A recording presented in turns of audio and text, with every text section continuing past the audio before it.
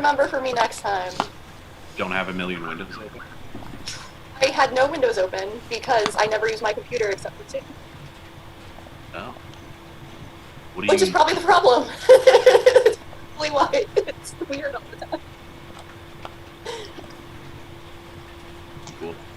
Well, we didn't expect you to be the holdout. Why? Because you've been up since like 5. You wake up at 5 a.m. You know what? We were meeting. I reviewed the thread and it didn't seem like anyone said we're meeting next week. So. I feel like we got into that place where there was many meetings in a row where someone at the very last minute would send an email being like, "It's today, right?" And then when those stopped happening, it's like it's you're unmoored. Thought about sending it last night, but it was just like, no, we all know. I don't have to send it. Oh, I started streaming too. We can move the time. But no one was like, okay, see you on the 7th. I think today is. I think we said that before I was like, can we do a different time? Like the day, like it being this weekend had already like been a thing, it was just like passed over very quickly. But then the time, I don't know what I'm talking about. Just hoped we would do it today. You know what? We're all fucking here. And that's all that matters. I had plenty of time to read too. Because I was, in fact, actually, I went to bed at 4.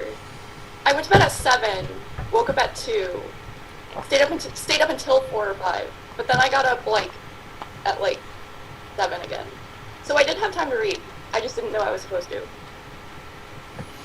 Well, we should probably just start at the beginning again. We kind of touched on the first chapter of Lake, and then things sort of fell apart. I think we went in a kind of haphazard way too. We were all just like, this book, this chapter, and we were just kind of just bouncing around. Fish heads. Oh yeah. I'm sure that there's tons for us all to fuck up. And I read it before. It's not like I have to read it right before. And that wasn't me complaining, that was just me letting everyone know that I might not know what's going on. I probably do, because I have read. It's been a while since I've done it. Yeah, I read chapter 2 yesterday, and 1 I haven't, it's not, fresh. It's been a couple weeks. It's alright, we'll get into it. What happens? You know it. Silk talks to Horn. Yeah, that's bunch of spaceship stuff. Oh yeah, and then he sees the ghost. This is actually a kind of a brief moment in time, this first chapter. Like it's him Who do we think the ghost is? Quetzal, right? Oh, I thought it was an Aquaster of Patera Pike. I had that thought. Are we dealing with Aquasters here? There's no clue to that. Except that it's similar to New Sun. Well, the very last line of the chapter, Patera Pike waved and melted into silver mist, his blue-trimmed black callet dropping softly onto the uneven boards of the landing. Yeah. But I guess his clothes are floating in the air. He disappears in a what the hell's a callet? That sounds like movie magic. It does. Oh man, there was something in here that made me wonder if Silk or Pike had been replaced by an Inhumu. Silk? Yeah, well, he's being visited by the vampire in the night. Because one thing that Gene Wolfe likes is the idea, and the Inhumu are a part of this, that a population, when a colonizing force comes in, a population that it uses camouflage can disguise itself as the colonizing force, and if the camouflage is good enough, it can disguise itself as the colonizing force so well that it thinks it's the colonizing force. So silk could be an Enhamu that's just drank from silk so much that it became silk.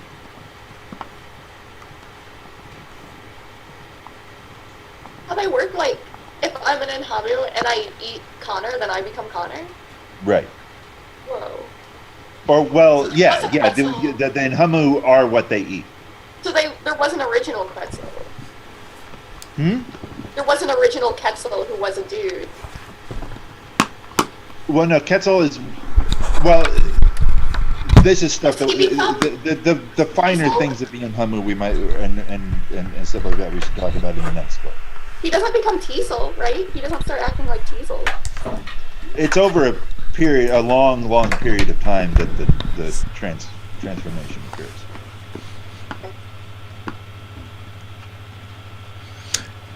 You got to nibble on somebody a lot. You only really know once you reach Short Sun. Yeah, that's something you really only find out in Short Sun. And Fifth Episode. Yeah, they don't really tell you anything about the Humu in Long Sun, do they? It's like a very, very end of the book. You see a body, and you're like, and it suddenly becomes clear there's this whole other species in this story. But they don't really. I don't feel like there's any explanation until Short Sun. It's kind of like, oh, by the way, vampires were here. See you next trilogy. Yeah, I mean they're like peppered in or whatever, but it's never like addressed square on. So who all in Long Sun are in Humu? Quetzal. But like who? I think, yeah, I mean by Ryan's by Connor's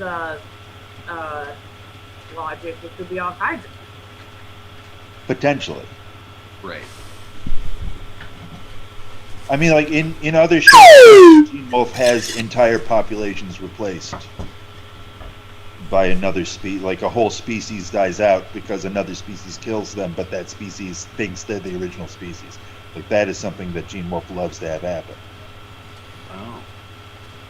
And that kind of happened with robots in the history, like that they talk about in what is that? New Sun. Exactly. I've been thinking a lot about that because there's been some stuff in the news about like using your brain to control your smartphone. Yeah, Elon Musk has that Neuralink. neural net. Yeah. And Not that real. It's not real. Kinda, it doesn't exist. No, they got chimpanzees using robot arms, dude. Give it 10 years. Really? Yeah. I guess maybe Elon just bought someone else's work then. Well, Elon Musk just bought somebody else's research. That's Yeah. what he. Okay. He didn't do anything except Right. pay someone else to put his name on it. he probably I like how shitty Teslas Did the same thing with Tesla. That Teslas just seem to not really work at all and just catch on fire all the time. Is that true? I thought they were actually really. I thought they worked really well. I don't know. I just saw you're right. I just saw somebody claiming this, that Elon Musk just buys stuff. I haven't looked into it. Oh no, I fully believe that. I'm just saying, or like we know a guy who has a Tesla and who's like a mechanic, and he's like in this car like is blowing his mind. He's probably a mechanic who owns a Tesla and knows more about Tesla than I do. So. Well, that's what I'm trying to say. I mean, I've heard the cars are I was pretty. agreeing. I was like, oh, okay. The Something that I heard. the car is like the least of the Elon Musk bullshit.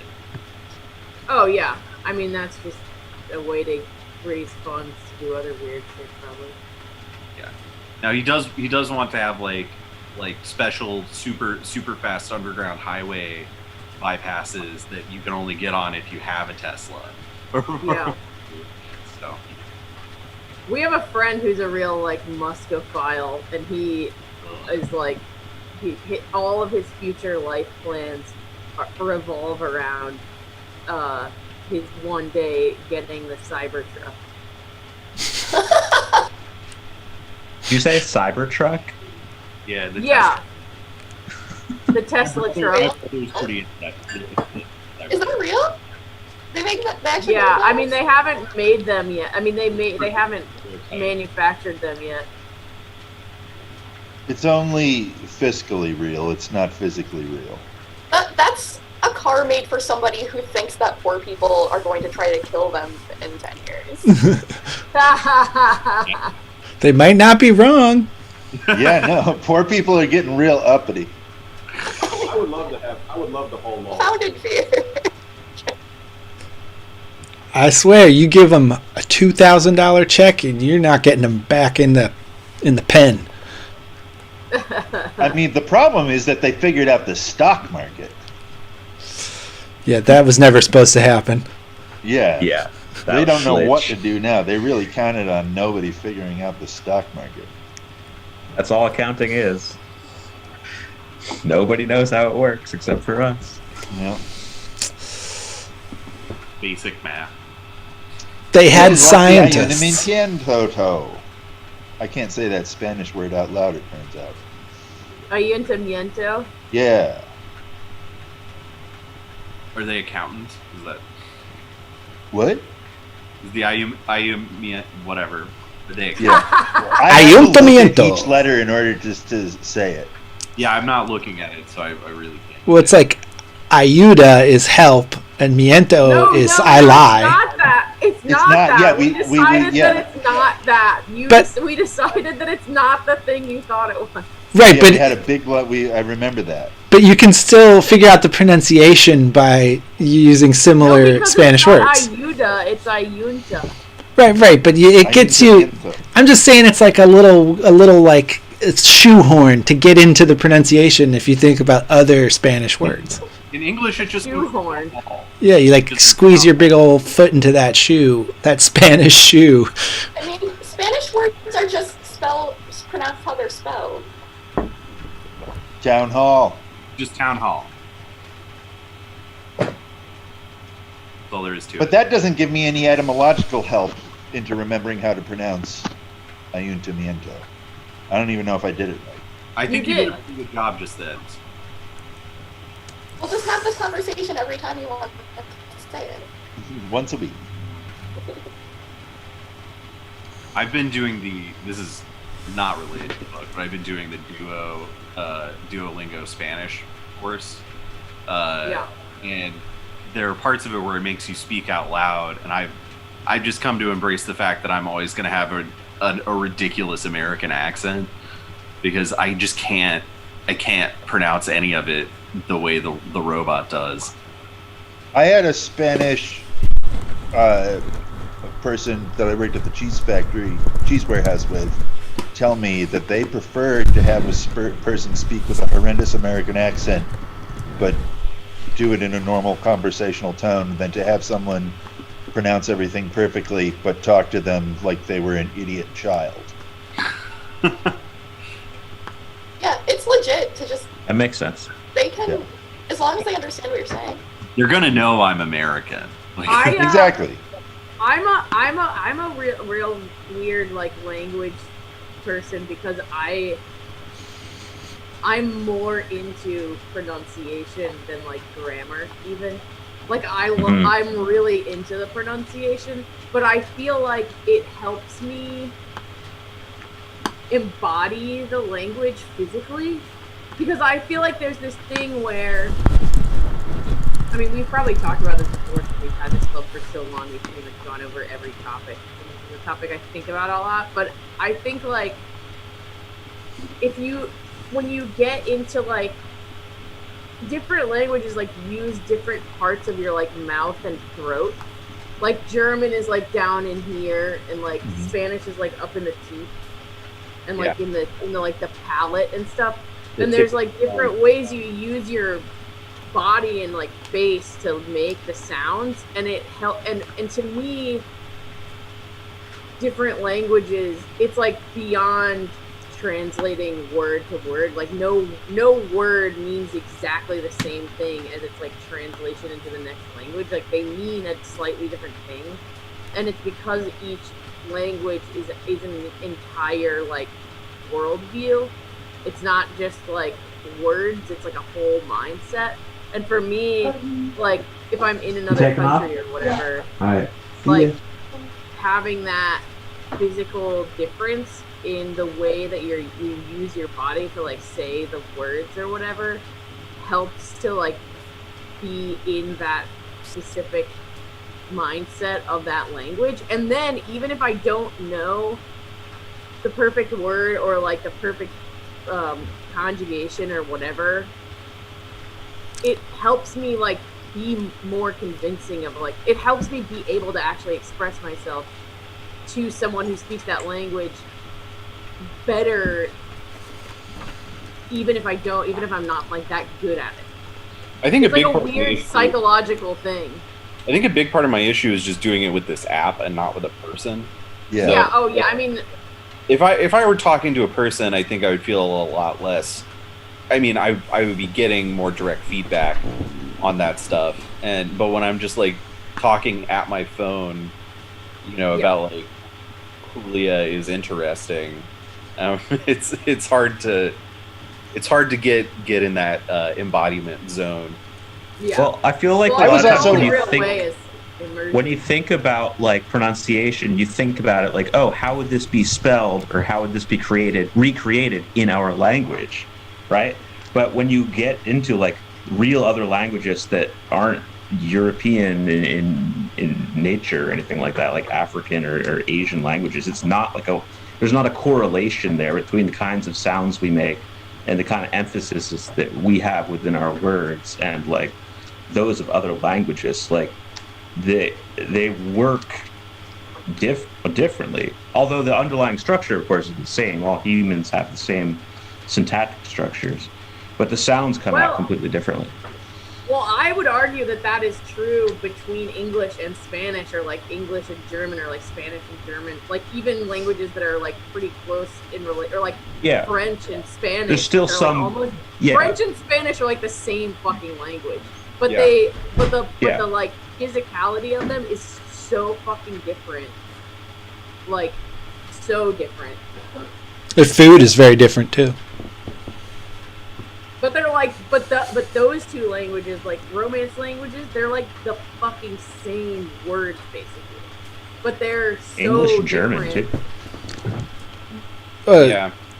The Romance languages are all like, like dialects of Latin, basically, aren't they? When they start. Yeah, and I took like 4 years of Latin. Like Spanish feels very, very different in a lot of ways than Latin. I mean, there's similarities, but like the way conjugations work and everything.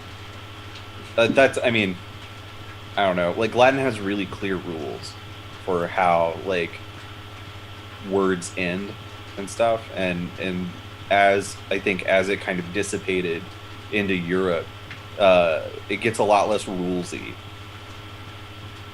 And that's, it's interesting.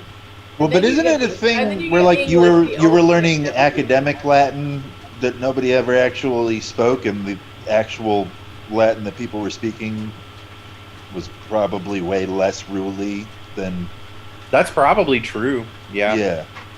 I mean, we don't have, They told me that at the Catholic Church, that nobody ever spoke the Latin that we use in schools and mass. I can speak German. Like it's like I can get around. Just being in the place and just kind of like walking around and getting immersed, like you do pick stuff up. Yeah, I mean, when I lived in Peru for 2 months, I had never studied Spanish, but I was like pretty good at Spanish by the time I got back. I mean, not good, but good enough. Yeah. When I was a kid, like my family went to France for like 3 weeks, and I got I could order food and stuff. I could have really basic kind of like transactional French, and I had never studied it, so it happens. Yep. I think the main thing is just being there. You can study and wanting to. Yeah. And a lot age. of people travel and they couldn't give a shit. Yeah, definitely. About trying even. Probably part of it. I mean, aside from just generally like the utility of knowing a second language, I'm interested in reading like Jorge's in the original and stuff like that. Like, if I can just get proficient with reading, then I'll be happy. But it would be nice to be able to do a conversation. Go live somewhere.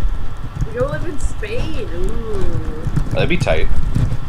Yeah, Spain's right. You been can't live different. anywhere right now. You can't live here right now. Yeah, no one's alive. We're all dead. I don't feel alive. It's just purgatory, baby. What if we just like collectively as a culture like decide to rewind? We just say 2020 never happened. Everybody's a year younger than they think they are, and we just That's a great idea. move forward. I don't Nah, know. nah, It's bigger than just our culture, dude. They got this bacteriological agent. Virus, rather. I think you can't say 2020 gets erased, because then you're kind of, I feel like you're sending the message that 2020 was a weird, wild interruption of something that was like on a track. Exactly. But 2020 was the consequence of everything that came before it. It's like I also saying personally had a you great get 2020. Joe Biden and you get back to normal after Trump, which was like abnormal, but Trump was just George Bush 3. Yeah. I'm not convinced anyone Biden isn't George Bush 4. Sure, Oh, I sure, know, but He's very much in, like, on that trajectory. Totally. George Bush 49. Totally and completely. I do But feel like people are saying people think that Trump was like this weird aberration. right. Yeah. He The same- seems like a crystallization. I mean, Clinton was like Reagan, yeah. Yeah, with a saxophone. Yes, and very important. He was funky Reagan. Funk. I don't know. rock Reagan had a chimpanzee. Funky, spunky Reagan. I don't think he. I don't. Ooh, gross. Hey, that's his legacy. He took the chimpanzee from the set after they were done with Bonzo. Made him his best friend. That's right. The way he died was the chimpanzee ripped his face off. I was just gonna say, does anyone else feel like they actually aged a good deal last year? I became 40. I feel like until last year I was a young man, and then now I'm like all of a sudden an old guy. Like I feel like that happened all in 2020. I don't Well, know. that's Anyone how else Literally feels that? over the hill. One That's half how of I my life decided is that done. That's how I decided that I needed to quit my job.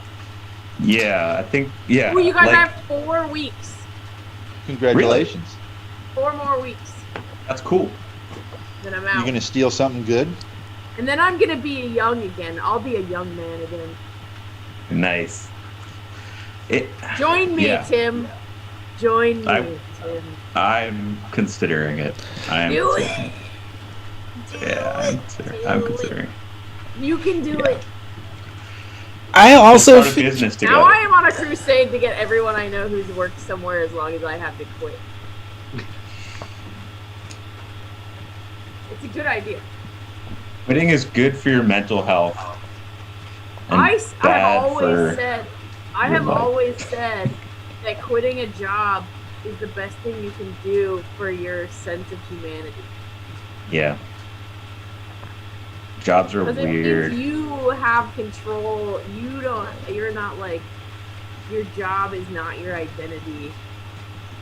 It sucks so Like, much the of your mental capitalist energy. system- the capitalist system is not part of your identity. They've done a very good job, I feel like, in the last 15 years of like completely cutting out the idea that a job and a life of responsibility is something that you can in any way meaningfully rebel against. Like I feel that there's Very like, challenging to rebel against. when I was a kid, I feel like there were characters on TV and in stories and stuff who were lazy and good, and their laziness was portrayed as being like an enlightened state. That and I mean, like, you think of, it's just to take like really, I mean, examples from being a child, like Hitchhiker's Guide to the Galaxy. You see like a vindication of a man's laziness. And Red Dwarf, I feel like Red Dwarf is one of the best like philosophical treatises on why you shouldn't be invested in a stupid society. But I feel like, yeah, and I feel like since like in the last like 20 years, that's all been like really well wallpapered over with ethos of hustling and grinding. Yeah, we could use a revival, like a situation as revival or something. I don't really ascribe to lazy.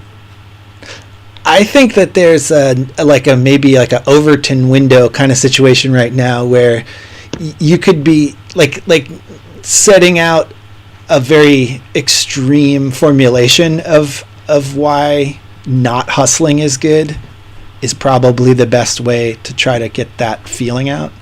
Like I feel like you got to kind of rattle people's cages by and also I think that there's kind of Taoist too. Like you can get a Taoist slant on that of where you get to say laziness is good. I feel like in Tao Te Ching or Shuangzi especially, there's a lot of shit like that where they're like, laziness is good. Chew on that one, motherfucker. I don't think lazy is the right word. But like, I think lazy is a bad word. Well, it's at least in like the situation as rhetoric, it's not like be lazy, it's just never work. Yeah, I think that there's better language to be used besides lazy. I think reflective. There's any number of things but just kind of like how non-doing, like if like Tao is, I don't know. I don't think non-doing and laziness are like non-action and laziness are the same thing. Right. There's an element. Like active. It's active. I feel like it's not passive. It's not passive. I mean, you've got the whole like rise and grind thing, but you also have a lot of people who are just like have a job that they do. It eats up a bunch of their time, and then they don't really do anything else. And that's a much lazier, like. Yeah, it's actually harder. Maybe you're not like technically lazy because you like go to your job and you do the things that you're supposed to do, but like ultimately you're not actually like progressing. Engaging. Yeah. You're just doing. But I mean, I feel like it's very difficult these days to exist outside of employment. Although maybe it's just difficult for me. I don't know if it's difficult for all Americans, but I feel like society has just become very mechanized, very expensive, and like I don't know, like you can die if you don't have money, like it's intense, like it's a tough choice. Oh well, in that respect, yeah. I find it very difficult to have a job, though. I do too. I drive around with my boss on the days that there's work, and he talks about how if he didn't have this job, he'd go crazy. Oof. And I don't understand that because I have so many other things to do. Yeah, people like that terrify me, dude. And I know, there's so many people like that who like. I think that's most people.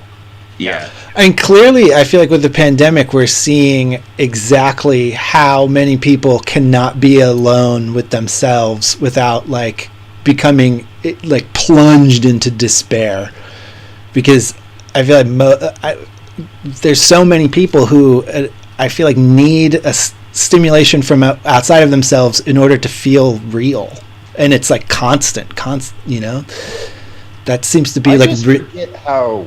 I know that most of you, the people in this chat right now, live with another person. In fact, all of you do, except for Connor. But Connor, you have a fiance you see often, and I truly am all the way by myself.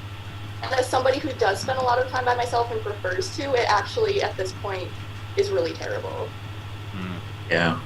So, like, I don't think that you should, especially Ryan, because you live with somebody. It's hard for me to hear you be like, some people just can't be alone. But it's true that some people can't be alone, and it was like that before the pandemic. But like with the pandemic, I feel like people have been forced to display that characteristic and like openly in a way that you never had to do before. Like before, you could just go out every night of the week and it was normal. But now that you can't do that, like that. You're acting like it's a moral failing to want to. It's just a difference in how people are. It doesn't. I don't think it's a moral failing, but I do think it's a deficiency on some level. I mean, are you talking about loneliness, Ryan? It's not moral. It's like a health deficiency. I think you're not talking strictly about being around other people, but more like being at work with other people, right? I mean, that's what those people are looking for, and that's what confuses you. I mean, I do think we're like very social creatures, and isolation that, like, isn't natural. I do think that what Jordan is saying is pretty like salient. I mean, I think it's true. Like, I was just talking to a friend of mine, a really good friend of mine who lives in Peru, and she has a partner and a kid, and her partner and her kid had gone out of town to see his family to a different city. She lives in Cusco. They live in Cusco, and they had gone to Lima to see his family. And she was talking about how before they left, she was like, "Oh, this will be great. Like, I'll get all this stuff done because I'll just like have this time by myself." And she was like, and then they left, and like 2 days later, I was just crying every day because I was just like by myself. And she's like, I didn't get anything done because it was just like I was like too alone, you know. And she was talking about it as being kind of like the idea of like, oh, I'll just be by myself for all this time and I'll get all this stuff done, as being this like really macho thing. So I think there is like I was saying that the quarantine has actually been like very easy for me because I live with someone who I like, and that is like a huge thing. If you're like actually like by yourself, that is very different than like being alone in your house with your partner or your roommates or whatever. Like, it's very different. I think for me, the benefits of like having reduced social, I mean, you know, obviously I live with Madison, but like I feel like a lot of the things I've learned about myself have been like relational, and so having more distance from other people at this point has helped me get better at like setting boundaries and like it's been like a safer. I've gotten this like distance that makes certain things safer, but it's not about me being alone. It's about the way that I interact with other people and understanding that better. Right. Right, and that's kind of like going back to like the conversation of work. Like, I feel like work is the way it's set up is this weird kind of science experiment where all these different individual humans are put into, you know, a situation of collaboration together towards like this cause that they ostensibly care about, and that it creates a very unnatural kind of socializing, or I don't know, like a very controlled kind, right, where everyone's there working together, and that's like your common bond, and then perhaps like a certain genuine and different levels of friendships or acquaintanceships like come out of this sort of constructed social environment. But that's just very different than what you have with your family or friends, which is a different sort of socialization. I don't know where I'm going with this, but I just think that this experience has made me become more aware of how those things work and the role they play in our lives. And for me personally, having distance from that work relationship has actually been very positive for my mental health in a way, because I feel like a lot of times, for me at least, because I'm working in like these professional environments, like you just end up interacting with a lot of toxic personalities. You know, like these kind of places attract very outrageous personalities, and that being separated from that has been good for me. But I mean, conversely, like part of part of me is like crumbling. That part of me that can interact with those personalities is like kind of fading away. Like, you know, like a muscle. Yeah, I don't know. I'm getting to a place where I'm having difficulty continuing. But if you kind of understand what I mean, like I think it's obviously going to be very different for people who are in office settings versus like doing like a service job or like with Jen, like doing something more manual. But like the thing that I've kind of turned a corner on is I feel like in office culture there's this constant you're compelled to appear busy at all. Like you have to justify your existence in that environment because partly because you're paid pretty well, and so there's an expectation that you're like constantly earning what you get from that, and being pulled away from that. For the first couple of months I was like kind of a wreck because I didn't know how to look busy when nobody's looking. And now I'm like, oh, I don't have to look busy. If somebody needs me, then I'll pick up the phone, I'll answer emails. But if nobody needs me, I'm going to play with a synthesizer and they're not going to know about it. Yeah. And that was really validating for me, like getting to a point where I could separate myself from this like sort of office-based compulsion. And that's it's going to be very hard to go back to like I think being in the office. It will be. I think there's this other layer too. I mean, like a lot of it gets all mushed up because there's like the thing that's like what Ryan and Jordan are talking about, where it's like, and Tim, where it's like the social interaction thing, like not being in like social contact with a bunch of people, and that's like a challenge. But I think there's this other layer of challenge that people are having not being at work, which is like the challenge of not having your time be structured by something, like not having your activities, which is what I was originally trying to talk about. Exactly, so I'm trying to bring it back to that because it's because it's like, oh well, what are you gonna, like, you're quitting your job, what are you gonna do? And it's like, I don't know, I have lots of shit to do, like I'll do some, like it's not a problem to have a few days off work or like whatever, you know, like people just don't know what to do with themselves, like. And I think that's not a problem that any of us have, but I think that's a problem that a lot of people have.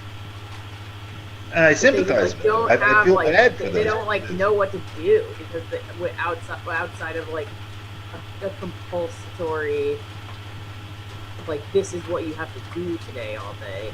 That's what Henry Ford's school did to us. Yeah. It's like entirely passive. I feel very bad for those people who don't know how to fill their time. But then at the same time, I'm also very jealous of them because I have such a hard time doing what I'm told. Yeah. Because I feel like I always have to be doing this other thing, which is figuring out what the fuck is happening to me. Yeah. Which I don't know why we don't all want to try to figure that out. I feel like that should be the main point of all of our lives, is try to figure out what the fuck is happening. You know what?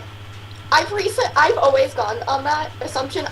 I'm assuming what I think you mean is like figure out what's happening internally to us.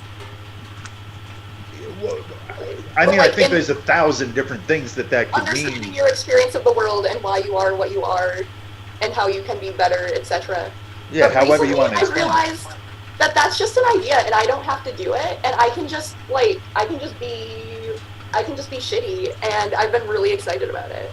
No, yeah, I mean, I think it's amazing that people don't feel compelled to figure out what's going on. I don't think there's anything wrong with it. I just don't understand it. I don't share in that.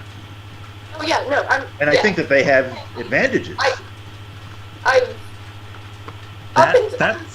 That's so interesting, Jordan. Like wait, you're I mean, I think you're being like slightly facetious, but also like mostly honest. You know that you can be like shitty, and that's okay. Yeah. Sorry. In my wording, I'm being facetious, but like. Right. Yeah, I'm picking that up. But like I'm also like considering that as like a work persona. Like what if I'm just like I don't give a shit. I'll do the work. Like you can fire me, whatever. Like kind of like Office Space esque. Like like does this matter? Like I need money and health insurance. I guess like that's the reason why I work. I don't know why other people work. But like fuck it. Like like none of this matters, and maybe I don't know. I could be shitty. Maybe I could be shitty. Something I don't know why I have to be so emotionally perfect for everybody. And that's something that I got to also, where like in my last job, I had these guys who worked under me who were just fucking useless, and I spent so much time and energy being mad about it because I felt like I really was doing a good job and working hard at doing a good job, and they were just not even trying to look like they were doing a good job. And eventually my therapist was like, why do you feel like you have to do such a good job? And I was like, I don't know. And so now it's like, I don't have to. I think it's because of this construct where what you do is your identity. Yeah. It's that thing. That's what all the messaging around you in society is telling you is important. I bet it's even more subtle than that. It's harder to take a step back from that and say, like, it's much harder to be the person who says all of the messaging that all of society around me is giving me is not real, and what I have decided for myself is more real than that. It is a lot harder to do that than to just say, like, we've all agreed that this is what we do, and that's what I'm doing. Like, that is a lot harder. Yeah, and I definitely... It's also somewhat selfish. I think for me, it wasn't even so much as like my job being my identity, but like being seen as being like competent and hardworking was more of my identity, and that extended to like doing stuff for Mercury Theater and like literally everything, not just the one like office job. And so letting go of that has been freeing.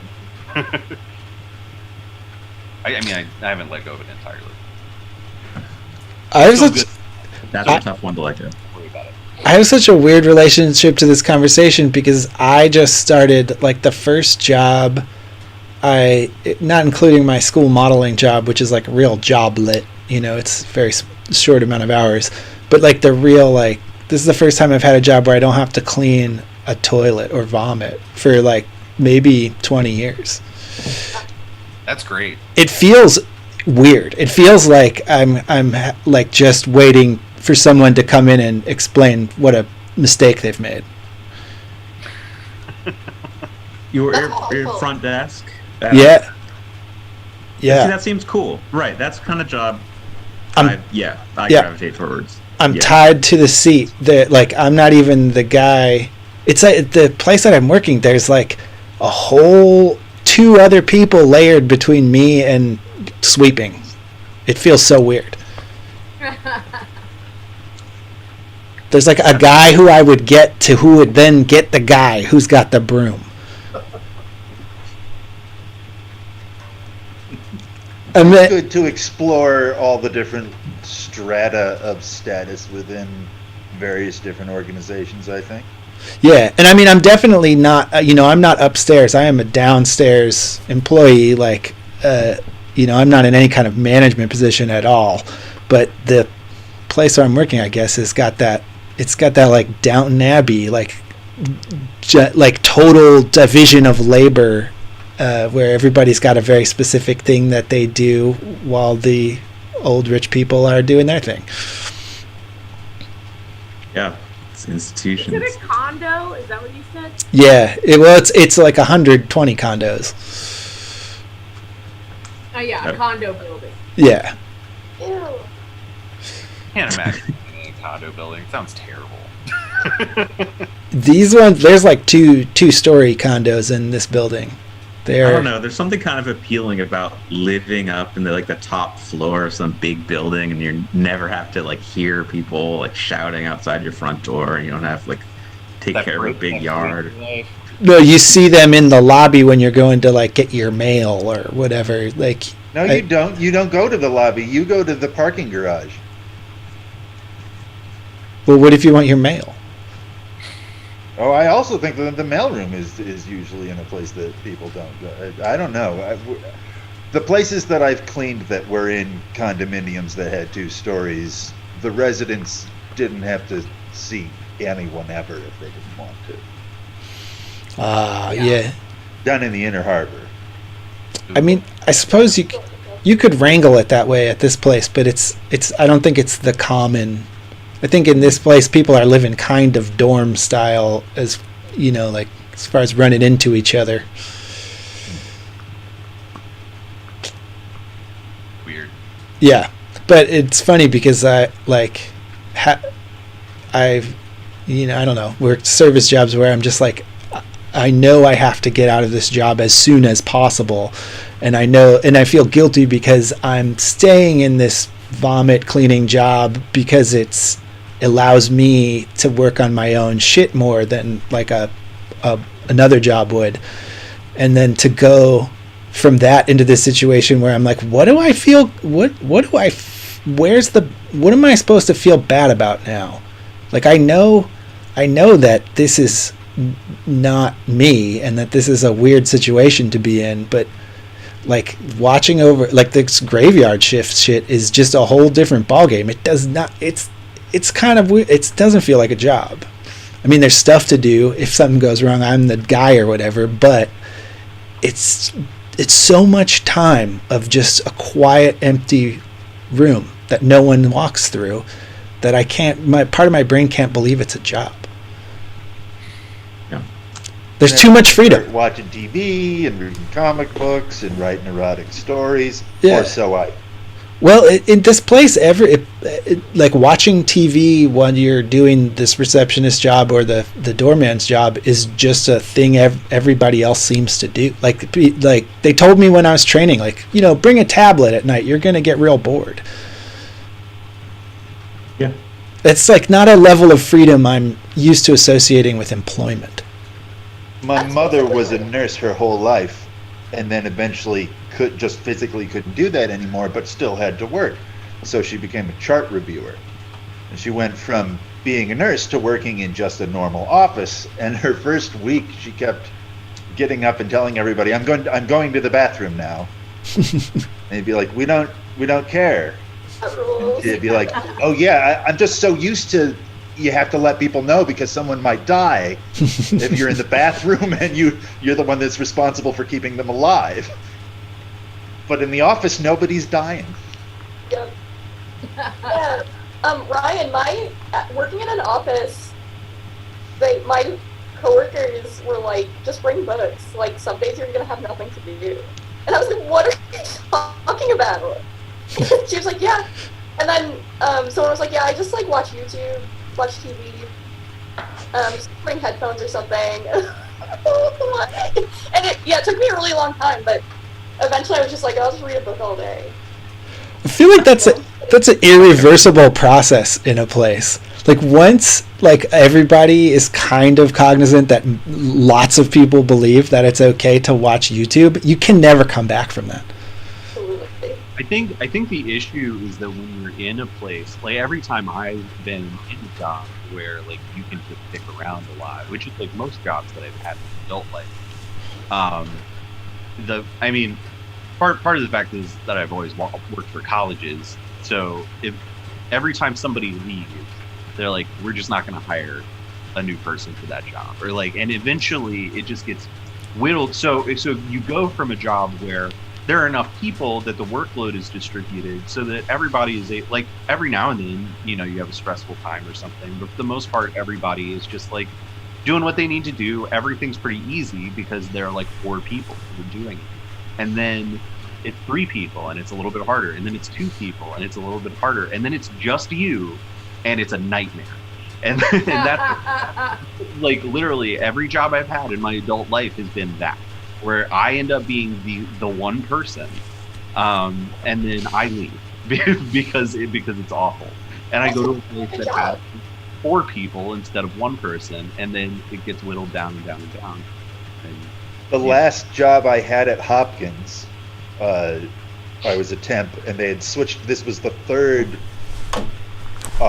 area I was working in on this one temp assignment, and so they brought me into this new area, and I was just going to do drop file. It was just filing stuff. They trained me, which was to say, this is the basket which is going to have the stuff that you file. People will put stuff in this basket, you'll file it. Training done. I say, where does the things that I'm supposed to file come from? How does this basket get filled? They said people are going to bring it to you. There was some stuff in the basket, maybe 5 pieces of paper. I filed those, and then I waited for a month. And then I went and I said, hey, I haven't gotten any papers yet. I don't know if there's something amiss. And they said, oh, you're right. We're going to cancel that job. If I had said nothing, though, I could have sat there till now. Yeah, don't ever tell anyone that you're not busy. That's that's the rule. As long as everybody is, it's like a don't ask, don't tell. Everybody just assumes everyone is busy, and you know, you just go up with that. Everything's fine. Yep. But the minute that somebody, and usually somebody higher up, thinks, I don't think they're actually very busy, that's when everything falls apart. For that job, I worked in a cubicle that was in a pool of cubicles where I was the only one in that pool. No one ever came there. I was paid $15 an hour, 8 hours a day for a month to play Bejeweled for 8 hours. Dude, I used to do Hopkins temp work too. Some super weird jobs. I remember I had one in like some kind of medical department or something, and like literally like an old lady would come by and be like, I need you to send this email today. Wait, am I still on? Yeah. Yes. Connor's frozen. And my internet kind of glitched there, but she was really nice, by the way. Like, I loved this lady. And she'd be like, this is the email. Do you think you could send this out by 3? I'd be like, there's like a 2-sentence email you want me to write? Like, what the fuck? And you're asking me if I could send it out by 3? Like, it's 9 in the morning right now. Like, I'd be like, all right, yeah, I think I could do it. And there was nothing else to do. And I got paid a bunch. It's like, what the fuck? You know, because there's an unspoken rule, especially there, where when someone does come to you with work, you have to be like, oh yeah, okay, I think I can do this today. Okay, I'll let you know. Sure, yeah. You have to, everyone, yeah, like, exactly. But it's like, once, not like, only was I working there doing that, but like someone figured that they needed to hire a temp worker to come and do that, and there was a budget for it. It's like, what the? It's just that? I didn't do anything. Yeah, I've never had a job like this before. So one of the things is that sometimes a department is really like doesn't function very correctly, and so they're like, well, Yeah. we need another person just so they feel better, so they can give stuff to you. This person left, but this person left, so we need a temp to fill in. But that person didn't do anything. Yeah. And that person So they're didn't have a probably manager. like, oh, I've been really busy lately, but I think I could probably send this email by 3. You know, like, that story kind of says to me that the other person, like, was truly fucking up, probably. There's Right. something beautiful about these office jobs. You don't actually have to do anything, but the payoff is that you have to be there all the time. Yes. Right. And like that's the really tough part of it is that like you have to be there just in case somebody needs you to do something, and that might only happen once every 2 weeks. But you still have to be there. You still have to deal with the workplace conventions. You still have to appear busy. You still have to wear clothes that you think are dumb. Like Or else they tell you that you're not wearing the right clothes. Right. Or you have to make, like, you have to create relationships with people that you have nothing in common with. Yeah. And I've had good friendships come out of these office jobs before also. Like, you're selling a lot of your time for the comfort that comes with that kind of job. We need to figure out how to get Elon and Bezos and get dudes like that to come on this book club, and just one. It's like all we want is just one question: why aren't you smart enough to eliminate work? Why is that problem too much for you? I'll email Bezos. Yeah, tell him why? Like you're so you've got billions of dollars. People in our country have never had this much money before, and you're making gadgets that we've never had. And you're going to Mars. It's like there's no limit to what you can achieve. Why is there a limit on making people's lives less miserable by having work? Answers itself, because that is not a goal. Money. That is not a goal. Surely we can poke remotely a goal. But surely in the right context we could get under their skin with that question and just be like, you're clearly not smart enough to deal with a real problem that would actually change everyone's life and for the better. They don't care about changing anyone. They don't want to get rid of work. They only got all that money by exploiting workers. Right. Yeah. But they can't. They don't want to have that money if somebody else doesn't have it. Yeah, they can't say that though, and they do have to appear brilliant. I feel like we could get them if we could just get them on the show. We could figure out the right way to say it. That would make. Bezos doesn't have anything going on, right? He's stepping down. So. He's good. I read that he was stepping down so that he won't fall behind in the Mars race. He was worried about he wasn't putting enough time into it. He wasn't going to be the first guy to get to Mars. I think. Oh, I forgot. I was about to say something that I'm not allowed to say. Dun dun dun. So I won't all say those it. dudes are going to be real surprised when the winner of the race is Mars, who shows up here. Yes. I think Madison and I have been talking about it. We think that we should we make a deal with all the billionaires. Be like, sure, you guys go to Mars. If you make over $1 billion, you can go to Mars. You have to. You have to go to Mars. But you don't get to trade with Earth anymore. And you have to leave all of your money here because it's not going to be useful.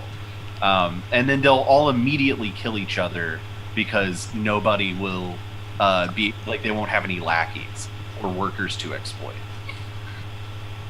I don't feel like they're going to take that deal. Yeah, No. it's going to be tough to get them on the ship. We should shove them on a ship and then just that's all it takes.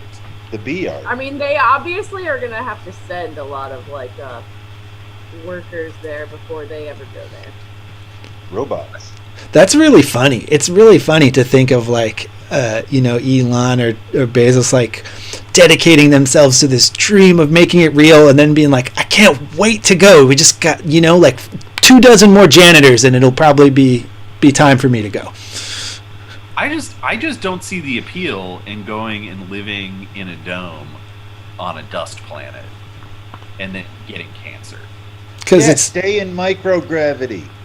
It's because you in the dome you build an artificial paradise, right? I mean, you don't go. Right, it's a Xanadu. I don't know. It sounds like bullshit. I mean, it's the exact same shit as going west. It's there's certain people that are if I can get a little bit out from under society, I'm going to do so much better than I am doing in society.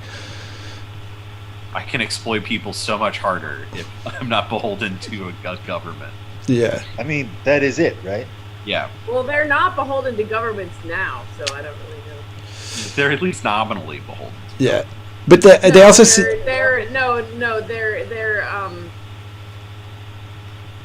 they have the image of that, but they're not that. They have to deal with governments here. They don't have to deal with governments on Mars. They have to appear that they are beholden to it. I've been playing this video game, The Outer Worlds, which is a space, you're in space, but you're in a corporate colony, a bunch of corporations banded together to populate another solar system. and so all of the governments are corporations, and it sucks. Unfortunately, in The game sucks. no, the game is fun because you get to fuck over the corporations. Yeah. I feel like at some point in our lives we're gonna come to a point where like we're gonna have to say, you know, these corporations have more power than the government, and so and the thing that we have now that it like is a whatever, like, you know, democracy or whatever it is, isn't working. And we can't stop the corporations. So I feel like, isn't there a certain point where we switch track and go, well, how can we influence the corporations better than we were influencing the thing that was before them? You know, I guess it's kind of the same thing that when we talk about climate change, it's like the goal is not to like undo climate change. That's a pipe dream. The goal is to figure out how we can live in a world where climate change happened.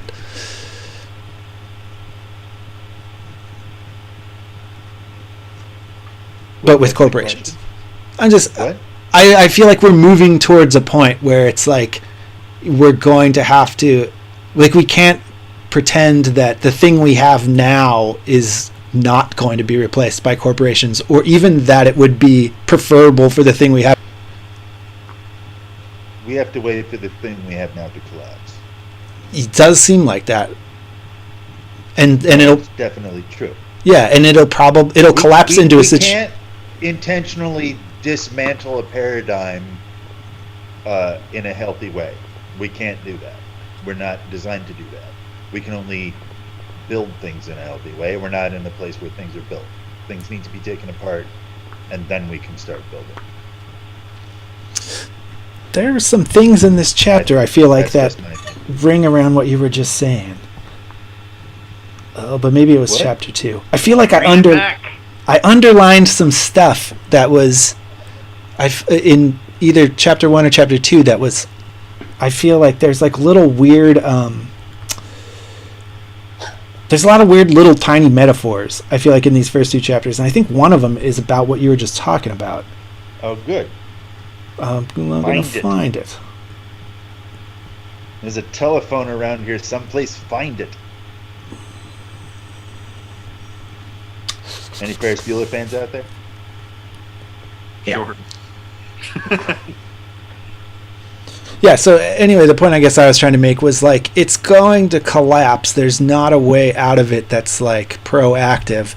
And it's probably going to collapse into a situation where corporations are now the thing you appeal to. And so maybe we get a head start on figuring out how can we be more effective in influencing the corporations that are coming than we are being more effective than we are at influencing the thing we have now. Like, what lessons can we learn from the shit situation we're in now, and then get a jump on applying that to the corporate situation? I don't know that it's possible. to Class just jump on it. consciousness is the only answer to both of those things. What is Like you have to have class consciousness. That's the answer to both. It's the same thing. It's you have to have people recognizing that like class is the actual thing that unites you with other people, and not like other weird identity things. And then you can actually have like bargaining power because you are, you know, it's whatever, you are the ones who like control production, because you're the ones who make production happen, and then you can withhold that. We're running That's into the a only problem way. with that, That's the though, only Jen. way it's ever worked. We're running into a problem with that in that the working class is no longer in charge of the means of production. Robots are in charge of the means of production, and the working class is only in charge of the means of consumption. So we Well- don't have that bargaining chip anymore. Is that true? I heard about it floating around the internet on NPR, so it's that true. Well, so say I mean, yeah, if you're say, but it's like the working class is still the means of, is still like the service providers. You just, it's not, maybe you're not producing maybe the thing you're producing isn't an object because you're not like manufacturing anymore, but like you are producing a functioning society. Well, so like you can like if you withhold your labor, you're still like withholding. You're just not withholding goods, you're withholding services, which people also need. Like, the corporation doesn't function without its workers, regardless of whether it's producing something or not. But I think that we're rapidly moving to a point where the corporation does function without its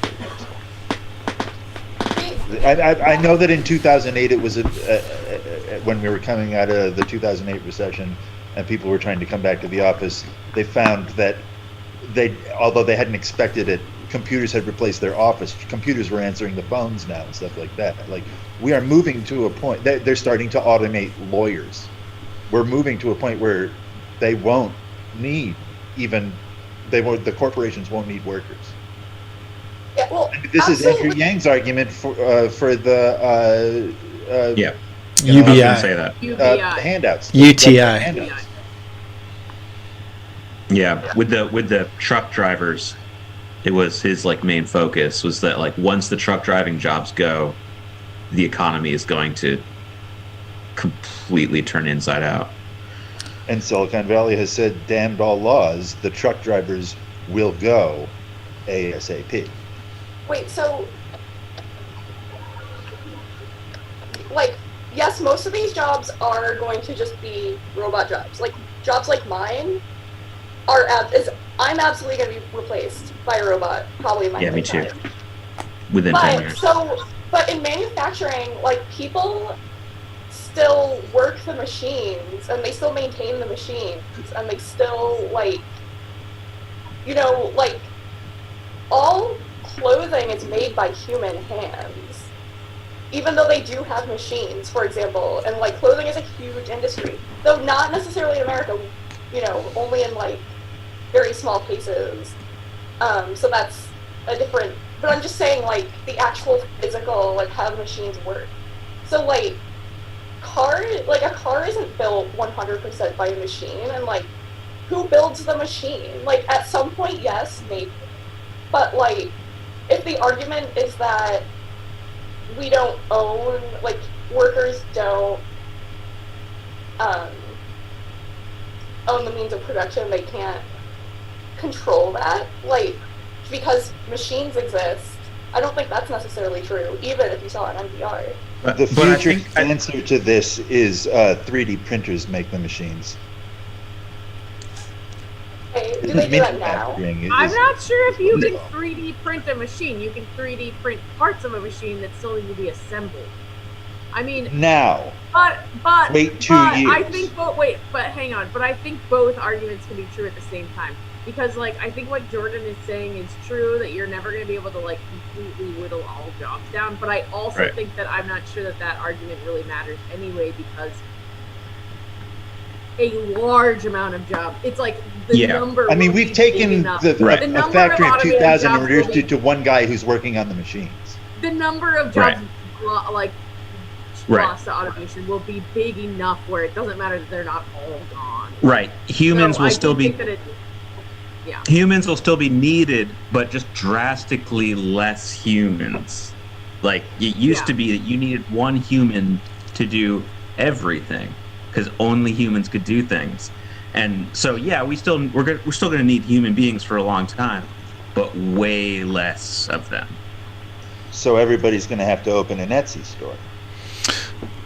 In the chat, our friend John, It Started, is talking, and he said that you don't own any part of the system or have an irreplaceable skill if you do quality control or the hand assembly in a factory.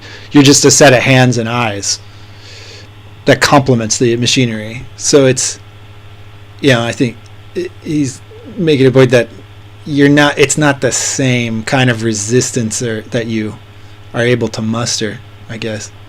My whole point is, in general, with any of it, is that the only way anyone who isn't, like, in the ownership class will have any leverage is if everyone is united in doing it. Like, regardless of what the tactic is, whether it's like withholding, whether it's like boycotting Amazon, or like boycotting like consumption. If like consumption is your only power, then you like deal with it on the consumption end or whatever. But like the only way you're ever going to have any bargaining power with a government or a corporation is if like huge numbers of people are agreeing on a tactic.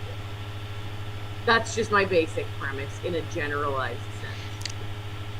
Sure. Yeah. That's the only way that any of that could happen in any of those situations, and that's why it never happens, because Right, that's like, that's just because not what's everyone's going to happen. thinking It's going about to be a other whole things. bunch of people not organizing against the corporations, and the whole thing will fall apart. I mean, I think that there's maybe a possibility that there's a role to play for a small group of people that takes as a given that you can't start a plan with everyone agreeing. And then what do you have left? Like, what else? I mean, and if that might prevent you from like changing things for everyone, but I think there still might be like places to think and like ideas to shake out that are like that has Small pockets of people that will work for the people who decide to do that, but they're not going to save the world. right. But They're but inevitably going to be living in The Postman, starring Kevin Costner. yeah, but is that? I mean, when we were talking about how humans are social animals and stuff, is like the level of connectedness we're on now related at all to the social animal, or is it? I mean, I think it's a whole other thing grafted on top of that, right? It's changing. Now we're going to get into a realm where I'm going to talk crazy. The level of connection that we're on now is inhuman, Yeah. and reducing ourselves to groups of no more than 200 is the only way that we as humans can survive. And it definitely seems like we've seen a lot of proof that the consolidation of power results in like concentrated wealth and proliferating misery. We It's can't not- let that social beast grow ahead. It's not I don't know what the payoff is for having a country as big as the United States versus having one as big as Ireland. Like, what do we get out of it?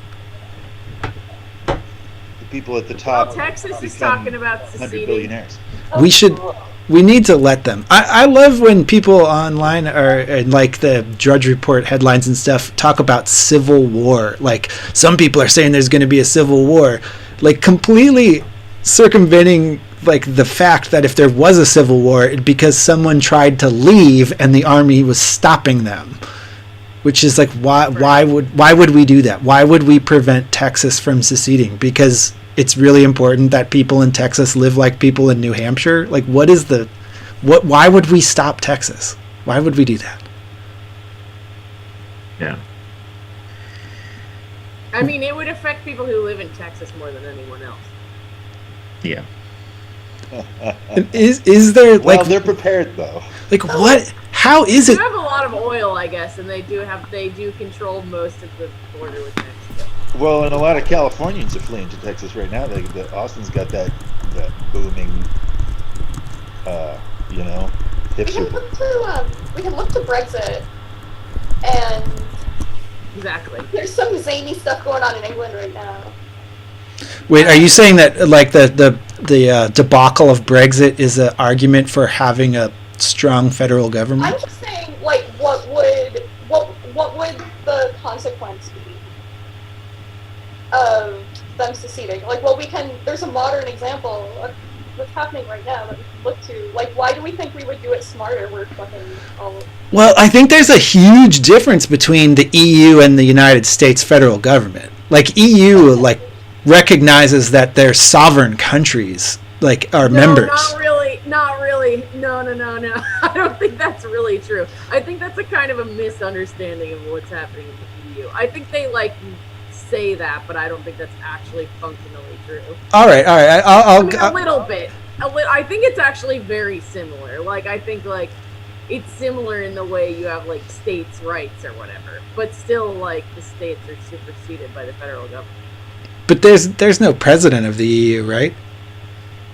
Yes, there Yeah, is. there is. General. Who? There's a Merkel? There's a literal president of the EU. Who is it? I forget what it's some Vander something or other. Yeah, see, that tells us something, I feel like, about that president's No, we power. live in the big. No. What it tells us is that Americans are insanely ignorant about politics outside of anywhere but this country. That's all it That's means. what it tells us. No, but I know all about Boris, and I know about Angela Merkel. That's because you know what American television or whatever, like American media tells you about it. But I'm saying if you lived in Europe, you would know what that fucking person's name is. I know Corbyn, Jeremy Corbyn. Not the same mythology. Like, America has a different mythology than the European Union.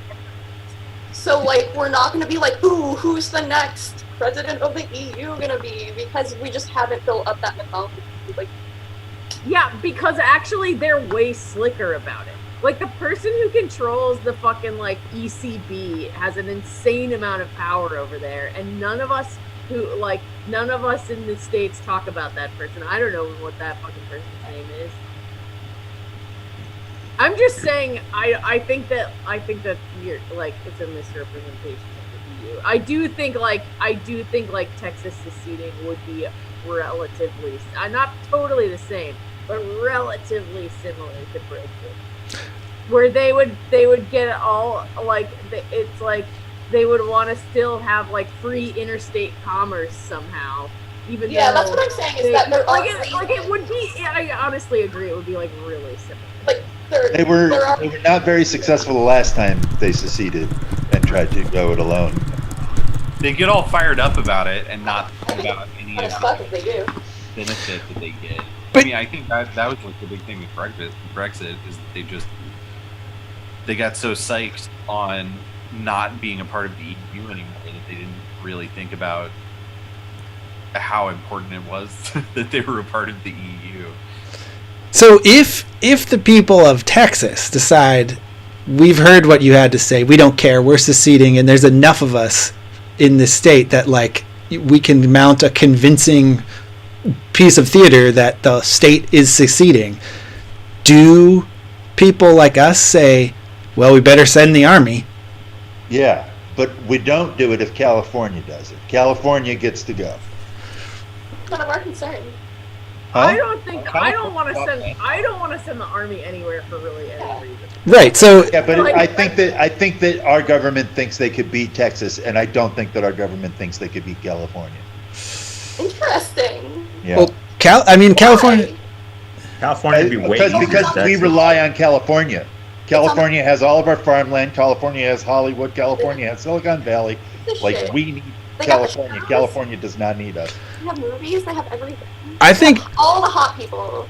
in All the both sexy people, everything that we care about is in California. All the good So, right? And they're on the edge. They can Well- just break off. And Yeah, they blow could up. physically leave the country if they just put a motor on them.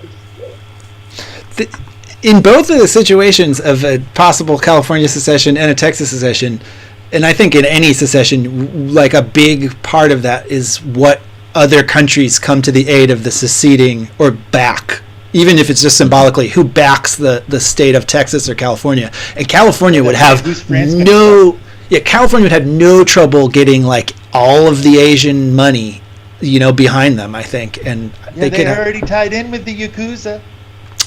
and maybe Texas could do that with certain Arabic money and countries. Maybe they. California. Yeah. I really want to get in bed with the House of Saud. Well, but Texans are already in bed with them. But the power dynamic between the U.S. and Saudi Arabia is not such that Saudi Arabia is the one with all the leverage. I mean, I don't know. I don't know. And California wins in every think that fight. I also think that our propaganda machine in this country is strong enough that I don't think it would ever actually get that close. I agree with that. I hope it happens because it'll be fun. I like thinking about the idea of When I said Texas is talking about seceding, what I meant is, like, the leader of the Republican Party in Texas has, like, endorsed it as an idea, but, like, everyone thinks he's completely insane. it's an idea worth talking about. It's a good idea, I think, for us to imagine a thing that isn't just this continuing forever. Oh yeah, absolutely. My uncle Cecil's talking about it. Where's he live? Texas? Yes. He lives in Odell. He's gonna Cecil. That's cool.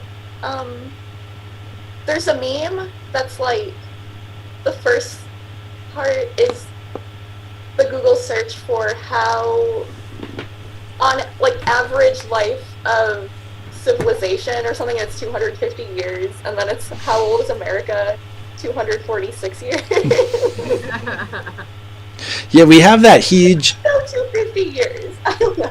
It's a part of the lost in translation between Europe and America is that Europe has been, thousands of years of history that are all a whole lot of borders changing and different rulerships, and America has this awesome mythology of like nothing happened here before we got here, and it's just gone up and up, baby, and it's never going to stop. We are going to keep raking in those billions, inventing that cool shit, and we're going to have justice too. Why not? Fuck it, we'll have justice. Yeah, just like I don't know. You watching a historical drama or something, you realize like, oh, Prussia was like part of Germany now. But like, I've even as like a college student studying like a Prussian author, I had no real conception of what Prussia was. It just didn't exist anymore. Well, And- Italy's only been a thing for like 50 years. Yeah. Italy hasn't been what we think of it for a Yeah. long time. France used to be really like. Yeah. Italy was. The regions of the countries are all like very distinct or whatever. Yeah, all of that. Yeah, it was a lot of different regions, and now they kind of have gotten like hacked out to be what we know them as now. But like, And all the language, like people didn't speak Italian; they spoke fucking like Neapolitan or whatever. yeah, And they hated each other. Yeah.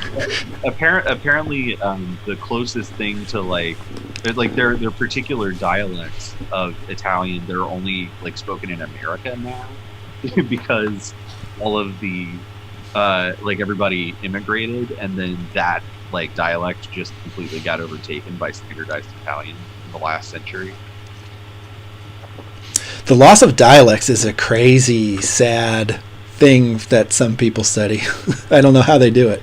It seems to me more sad than like studying the dying icebergs or the diminishing forests, because that's something so much bigger than us. But dialects, it seems so much smaller. Like the amount of care it would take to preserve those things is nothing compared to preserving a glacier. You're muted. But Con. there's a thing about preservation in that, like, as dialects are dying, there's crazy new things that are happening in languages all the time that we don't even know how to perceive yet. There's a language in Australia that is not spoken by anyone who is over the age of 35. There's just crazy things like that all the time. Like, languages are a complex ecosystem. Okay, maybe this is not a woke thing to say. I don't believe In Welsh people. it caused climate change within language. Language is bigger than us. When language changes, it's not us changing it. It's changing. We just have to accept it. Yeah, I mean, I don't think you can relate that to climate change. Like, it's a totally. I was joking. Topic. But yeah, I mean, that's like absolutely like language. That's the nature of language, is that it changes. It's a very malleable thing that we make up. I do think Really? it's okay to be. Okay, I'm gonna go here. I think I agree, and I do still think it's okay to be sad for Ryan to be sad about it. I'm not sad. It's just a sad thing. I think it's okay to be sad that like the Quechuan language is like dying because Spanish is like imperial Spanish is like I think it's okay to be sad about that. I just think like I didn't mean to try to tell Ryan to not be sad. Look, I'm not sad. I think that I it's just wanted to put it in a perspective. That's all. it's the type of thing like it. In fact, I think that I might have been trying to cheer him up. Yeah, I mean, Sometimes when Kenny's in a bad mood and I try to cheer him up, he gets mad at me because he just wants to be in a bad mood. Though he's like, "Why? Stop." That's a classic thing for a man to do. Hey, everyone can like that. that's a classic thing for anybody. Yeah. Turns out people like feeling bad. Sometimes. Sometimes. It's a potent You're drug. like, stop trying to make me feel better. I just want to feel bad right now. I mean, I guess secretly underneath everything, I'm just really excited about how alive I think languages are, and I wanted to be able to selfishly talk about that for a moment and hope that my excitement would be the thing that cheered the entire world up. To come back to Wolfe, where is the difference between language and symbol? None. Language is a symbol. Do you think Gene believes that? The second to last letter is a serpent in